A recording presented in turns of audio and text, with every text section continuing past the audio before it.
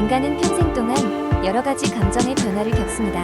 기분이 우울할 때마다 이를 개선할 방법 중 하나로 주목받고 있는 것이 바로 식단입니다. 특정 음식들은 뇌 화학물질의 분비를 촉진시켜 기분을 긍정적으로 변화시킬 수 있다고 합니다. 기분을 전환시켜주는 행복감 증진 식품 탑5에 대해 이야기해볼까요? 주인공은 바쁜 직장인 미나입니다. 미나는 매일 아침부터 늦은 저녁까지 회사에서 업무에 쫓기며 스트레스를 많이 받는 삶을 살고 있었습니다. 이러다 보니 자연스럽게 식사도 불규칙해지고 유독 기분이 울적한 날이 잦아졌습니다.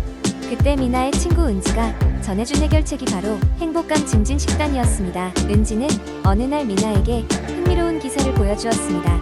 그 기사는 행복감을 높여주는 식품 5가지에 대해 다루고 있었죠. 기분이 좋지 않을 때 이 음식을 먹어봐 뇌 속에서 행복 호르몬이 막 올라올걸. 은지는 즐겁게 그 비밀을 미나에게 전수했습니다. 첫 번째 식품은 다크 초콜릿이었습니다. 다크 초콜릿은 항산화제인 플라보노이드가 풍부하고 뇌의 혈액순환을 도와 정신을 맑게 해준다고 했습니다. 미나는 어느 날 퇴근길에 다크 초콜릿을 한 상자 사서 집에 돌아왔습니다. 한 조각을 입에 넣자마자 입안에서 녹아내리는 쌉싸름한 향기가 그날의 피로를 순간적으로 풀어주었습니다. 두 번째 식품은 연어였습니다. 연어에는 오메가3 지방산이 풍부하여 이는 신경전달 물질의 원활한 기능을 도와주고 우울증을 예방하는 데 큰 도움이 된다고 했습니다. 미나는 주말에 신선한 연어를 손수 요리해보았습니다. 팬에 구운 연어에 레몬을 뿌려 한 입 먹었을 때 미나는 그 신선함에 기분이 절로 더 밝아지는 것을 느꼈습니다. 다음은 바나나였습니다. 간편하게 섭취할 수 있고 세로토닌 생성을 돕는 트립토판이 함유되어 있어 바쁜 아침에 먹기 좋았습니다. 미나는 출근 전 빠르게 그랩할 수 있는 바나나를 애용하게 되었죠. 달콤한 바나나와 함께 하루를 시작하면서 점차 더 산뜻한 기운을 느낄 수 있었습니다. 네 번째 식품은 녹차였습니다. 미나는 녹차에 함유되어 있는 테아닌 성분이 뇌를 진정시키고 안정감을 주는데 효과적이라는 사실을 알고 난 후 회사에선 커피 대신 녹차를 마시기 시작했습니다. 녹차의 은은한 향과 함께 머리가 맑아지고 스트레스가 감소하는 것을 경험하게 되었죠. 마지막으로 토마토였습니다. 토마토에 들어있는 항산화제인 라이코펜은 스트레스를 해소할 뿐만 아니라 피부 미용에도 좋은 영향을 준다고 하니 일석이조였습니다. 미나는 매일 아침 샐러드에 신선한 토마토를 추가하는 습관을 들이게 되었습니다. 이렇게 미나는 은지가 알려준 식단을 꾸준히 실천하면서 바쁜 일상 속에서도 스스로의 행복을 지켜갈 수 있었습니다. 기분이 우울할 때마다 손쉽게 선택할 수 있는 좋은 식품들이 그녀의 삶을 더욱 풍요롭게 만들어주었죠. 결국 음식이란 단순히 배를 채우는 것 이상이었습니다. 미나에게 이는 절실히 느꼈던 기분이며 이는 곧 행복감을 지켜주는 작고 사소한 비밀이 되었던 것입니다. 이 이야기는 주인공 미나의 경험을 통해 우리가 식습관을 조금만 바꾸어도 기분의 변화를 느낄 수 있다는 것을 보여줍니다. 그리고 때때로 기분을 개선하기 위해 우리가 필요로 하는 것은 그렇게 거창한 것이 아닐지도 모릅니다. 두 번째 이야기, 바쁜 현대 사회에서 스트레스를 관리하는 것은 매우 중요한 과제입니다. 많은 사람들이 스트레스를 건강하게 관리할 방법을 찾고 있으며 그 중 하나가 바로 명상입니다. 명상은 마음을 가라앉히고 내면의 평화를 찾는 방법으로 매일 몇 분씩만 시간을 내어도 큰 변화를 느낄 수 있습니다. 다음은 마음을 편안하게 할 수 있는 10가지 명상법입니다. 1. 호흡 명상. 가장 기초적인 명상 방법으로 호흡에 집중하는 것입니다. 깊게 숨을 들이마시고 천천히 내쉬면서 호흡의 흐름을 관찰합니다. 이를 통해 마음이 안정되고 스트레스가 줄어듭니다. 2. 바디 스캔 명상. 몸의 각 부위에 집중하면서 긴장을 풀어주는 방법입니다. 발끝에서부터 시작해 머리끝까지 천천히 몸의 감각을 느끼며 긴장을 풀어나갑니다. 3. 만트라 명상. 몸과 같은 특정 소리를 반복해서 마음을 맑게 하는 방법입니다. 외부의 소음에 휩쓸리지 않도록 도와주며 내면의 집중력을 키워줍니다. 4. 걷기 명상. 걷는 동안 발걸음 하나하나에 집중하며 현재에 머무르는 법을 연습합니다. 자연 속에서 걷기 명상을 하면 더욱 효과적입니다. 5. 사유 명상. 특정 주제나 문제에 대해 깊이 숙고하며 명상을 통해 인사이트를 얻는 방법입니다. 스트레스를 줄이고 문제 해결 능력을 향상시킵니다. 6. 자비 명상. 자신과 타인에게 자비와 연민을 보내는 연습입니다. 당신이 행복하길 바랍니다라는 문구를 반복하며 긍정적인 감정을 증진시킵니다. 7. 앱을 활용한 명상. 헤드스페이스, 캄 등 다양한 앱을 통해 구조화된 명상을 실시할 수 있습니다. 초보자에게 특히 유용합니다. 8. 마음챙김 명상. 매 순간의 경험에 충실하며 감각과 느낌을 있는 그대로 받아들이는 연습입니다. 스트레스와 걱정을 줄이고 현재에 집중하게 합니다.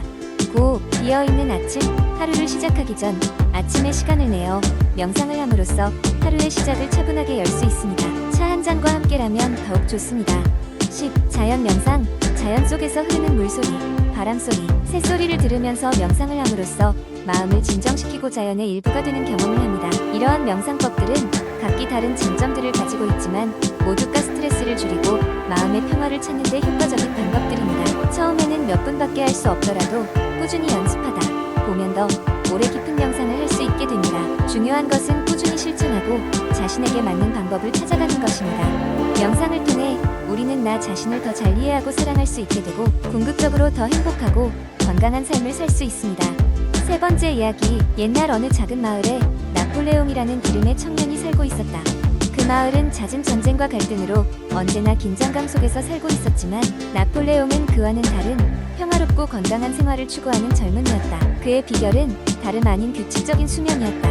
그는 어린 시절부터 할머니로부터 규칙적인 수면의 중요성을 귀에 못이 박히도록 들었고 그것을 실천해왔다. 나폴레옹은 매일 저녁 10시에 잠자리에 들고 아침 6시에 일어났다. 그는 절대로 이 습관을 어기지 않았는데 그 이유는 그가 늦게 잠이 들었던 어느 하루 아침에 겪었던 혼란 때문이었다. 그날 그는 평소와는 달리 머리가 아프고 몸이 무거웠다. 그는 그때마다 규칙적인 수면이 얼마나 중요한지를 몸소 깨닫고 다시는 늦게 자지 않겠다고 마음먹었다. 그 후로 나폴레옹은 친구들에게도 규칙적인 수면의 중요성을 전파하기 시작했다. 친구들은 처음에는 그를 무시하거나 심지어 조롱하기도 했지만 그들 역시 나폴레옹의 말을 듣고 실천해보면서 그 차이를 체감하게 되었다. 한 친구는 밤에 늦게까지 일한 후에 피로감은 말할 것도 없고 아침에 일어나도 피곤함이 가시지 않는 느낌이 나쁜 것이라고 토로하며 나폴레옹이 제안한 규칙적인 수면 습관을 시도해보기로 마음먹었다. 얼마 지나지 않아 그 친구는 활력을 되찾고 기분도 나아지며 업무 능률 또한 눈에 띄게 향상되었다. 나폴레옹은 그 후로도 사람들에게 깊은 잠의 중요성을 설파했다. 그는 깊은 잠이 뇌와 몸을 회복시킴으로써 정신적, 육체적 효율성을 높인다고 설명했다. 깊은 잠을 이루기 위해서는 몇 가지 조건이 필요하다며 첫째, 잠자기 1시간 전에는 전자기기 사용을 자제할 것. 둘째, 카페인 섭취를 줄일 것. 셋째, 침실 환경을 어둡고 조용하게 만들어 깊은 잠에 들 수 있도록 하는 분위기를 조성할 것을 강조했다.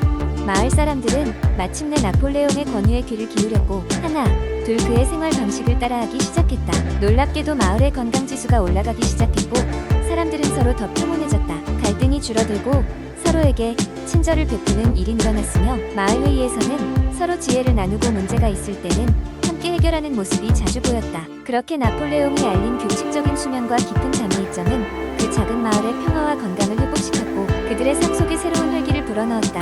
그리고 그의 이야기는 날이 갈수록 더 먼 곳으로 전해져 갔다. 규칙적인 수면이 평화로운 삶을 가져온다는 말은 사람들 사이에서 전설처럼 회자되며 여러 다른 마을에도 영향을 미쳤다. 이 이야기의 전파는 수면 건강 캠페인으로 이어졌고 그 덕분에 많은 이들이 수면의 중요성을 깨닫고 삶의 질을 높이게 되었다. 네 번째 이야기. 나는 항상 건강한 식생활을 실천하고 싶었지만 바쁜 일상과 수많은 유혹 때문에 좀처럼 성공하지 못했다.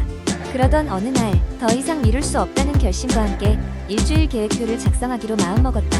첫째 날인 월요일 아침, 나는 새로운 시작의 기쁨으로 가득 차 있었다. 아침 식사는 오트밀과 블루베리 그리고 아몬드 우유로 간단하면서도 영양가 높은 한 끼를 준비했다. 오트밀의 포만감 덕분에 오전 내내 집중력을 유지할 수 있었고 몸이 가벼워지는 느낌이었다. 점심시간에는 현미밥과 구운 닭가슴살, 브로콜리를 곁들인 샐러드를 준비했다. 집에서 도시락을 준비해오니 따로 외식할 필요도 없었고 경제적으로도 큰 도움이 되었다. 동료들이 패스트푸드를 먹는 모습을 보며 살짝 고민이 되기도 했지만 나는 굳은 결심으로 샐러드를 맛있게 먹었다. 저녁 식사는 비교적 가볍게 다양한 채소를 활용한 미소 된장국과 고등어구이를 준비했다. 충분한 단백질과 함께 다양한 비타민을 섭취할 수 있었다. 식사 후에는 가볍게 30분 정도 산책을 하며 하루를 마무리했다. 화요일부터 금요일까지는 월요일에 계획한 식단을 조금씩 변형하거나 다른 건강식을 추가하여 정신적, 육체적 만족감을 유지했다. 가끔은 작은 디저트도 허용했지만 최대한 자연적인 재료를 사용하려고 노력했다. 샐러드의 재료를 바꾸거나 닭가슴살 대신 두부를 활용하는 등 매일매일 새로운 변화를 추가했다. 주말에는 평일과는 조금 다른 계획을 세웠다. 토요일 아침에는 건강한 스무디 볼로 시작했다. 각종 냉동 과일과 시금치를 갈아 만든 스무디에 그래놀라와 아몬드를 토핑하여 색다른 아침을 즐겼다. 날씨가 좋아 산책을 겸하는 외식을 계획했고 로컬 마켓에서 신선한 야채와 과일을 사서 일요일 식단을 준비했다. 일요일에는 이 일주일 동안 먹은 모든 식단을 돌아보고 가족과 함께 시간을 보내며 건강한 브런치를 준비했다.